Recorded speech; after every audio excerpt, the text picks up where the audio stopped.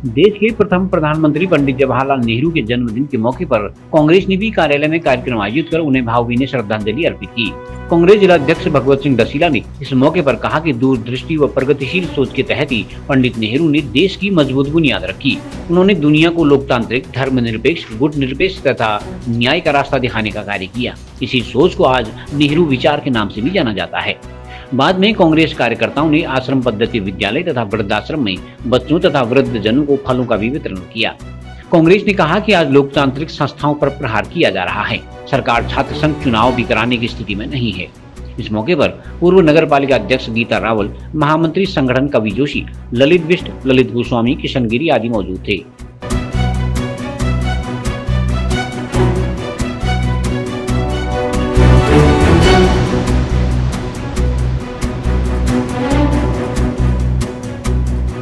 आज उत्तराखंड सरकार के द्वारा जिस प्रकार से आपने देखा कि पूरे उत्तराखंड प्रदेश के अंदर छात्र के राजनीति के जो चुनाव होते हैं छात्र संघ के, वो न कराने का फैसला उनके द्वारा लिया गया है, जो बड़ा निंदनीय है और अशोभनीय है।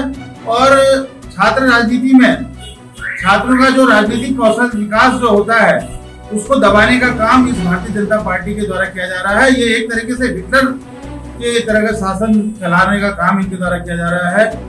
छात्र राजनीति से हमेशा से ये होता है कि छात्र आपस में अपने विचारों का आदान प्रदान करते हैं और विश्व में सबसे बड़ा छात्र संघ जो राजनीति होती है, वो विश्व में सबसे बड़ी राजनीति होती है।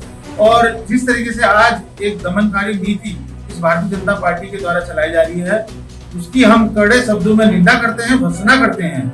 और हम ये कह देना चाहते हैं, ये चेता देना चाहते हैं कि उत्तराखंड की सरकार को यदि आपने शीघ्र छात्र संघ के चुनाव नहीं कराए तो एक बड़ा उग्र आंदोलन जनपद बागेश्वर से प्रारंभ होगा और जिसका जितना भी उत्तरदायित्व होगा उसके लिए ये सरकार जिम्मेदार रहेगी। और जबकि मैं ये कहना चाहता हूँ कि उत्तराखंड के तमाम कैबिनेट मिनिस्टर हों या चाहे यहाँ के विधायक हों, यहाँ के तमाम महत्वपूर्ण राजनीतिक पदों में जो भी व्यक्ति रहे हों, उनका छात्र जीवन से और छात्र संघ के पदाधिकारियों में उनका बड़ा एक अहम हिस्सेदारी उनके द्वारा दी गई और वो छात्र राजनीति के द्वारा ही आज आगे बढ़े हैं। और ये भारतीय जनता पार्टी चाहती है कि छात्र लीडरशिप से कोई भी नेता आगे को न उभरे और एक तरीके से ये लीडरशिप को खत्म करना चाहती है। और एक तरफ ये कहती है कि वन नेशन वन इलेक्शन, और ऊपर से ये छात्र जीवन की जो राजनीति की जो छोटी छात्र संघ के चुनाव होते हैं, उसको कराने में भी इतनी बुरी तरीके से घबराई हुई है कि इनको अपने हार का डर सता रहा है। क्योंकि भारतीय जनता पार्टी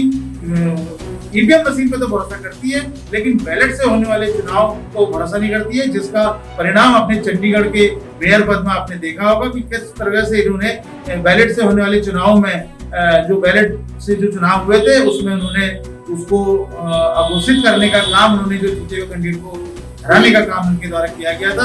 इसलिए मैं भारतीय जनता पार्टी को चेता देना चाहता हूँ कि यथाशीघ्र इस उत्तराखंड प्रदेश के अंदर में छात्र संघ के चुनाव यथाशीघ्र कराएं, अन्यथा एक बहुत बड़ा जन आंदोलन का परिणाम भुगतने के लिए वो तैयार है।